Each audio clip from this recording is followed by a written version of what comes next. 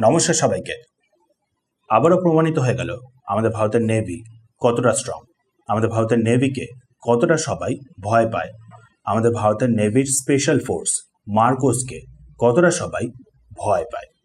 Actually দেখুন, recently পাইরেটরা আমাদের ভারতের দিকে আসছিল এমন একটা জাহাজকে ক্যাপচার করার চেষ্টা করছিল। আমাদের ভারতের নেভি সাথে সাথেই অ্যাকশন নেয়, মার্কোস সেখানে পৌঁছে যায়, আর সাথে সাথেই পাইরেটসরা ভয়ে আগেভাগেই সেখান থেকে পালিয়ে যায় মার্কোসদের ভয়ে। ছবিগুলো দেখাচ্ছি, আগে দেখে নিন। দেখতেই পাচ্ছেন অল ইন্ডিয়া রেডিও নিউজের তরফ থেকে পোস্ট করা, সাথে আবার আমাদের ভারতের যে ইন্ডিয়ান নেভির স্পোক্স পারসন তার তরফ থেকেও পোস্ট করা। ইমেজেসগুলো দেখুন। এই হচ্ছে আমাদের মার্কোস রেস্কিউ করেছে সবাইকে।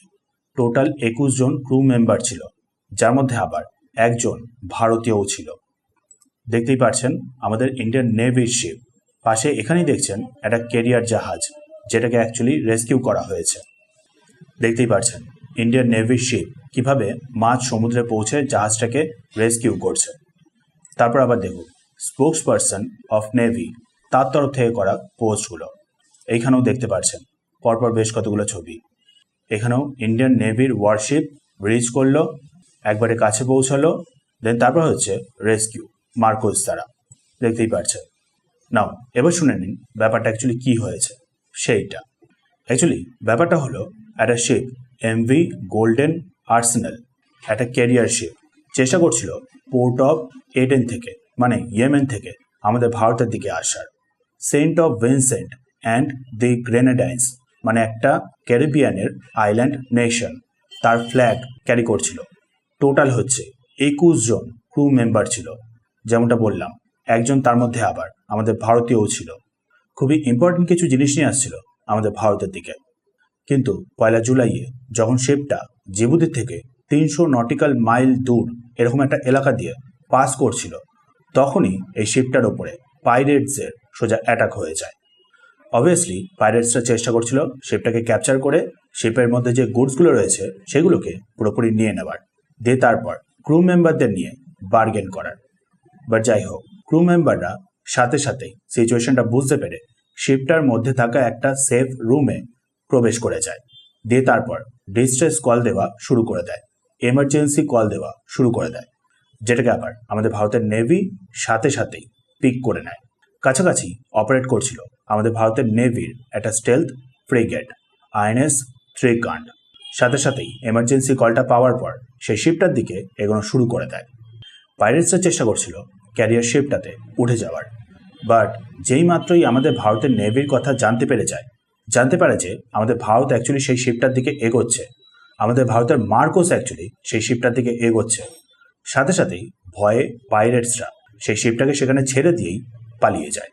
কারণ দেখুন, বিগত কিছু সময় বারবার আমাদের ভারতের নেভির মার্কোস এই পাইরেটসদের হাত থেকে অনেকগুলো বেশ জাহাজকে বাঁচিয়ে ফেলেছে।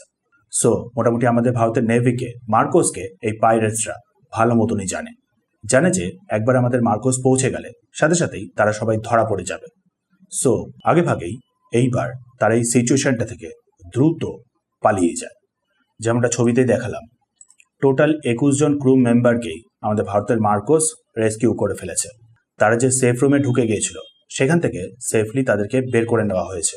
পুরো ক্যারিয়ার শিপটাকে আমাদের ভারতের মার্কোস ভালো মতন করে স্যানিটাইজ করে নিয়েছে, মানে প্রপারলি চেক করে নিয়েছে যে কোনো পাইরেট সেখানে লুকিয়ে আছে কিনা।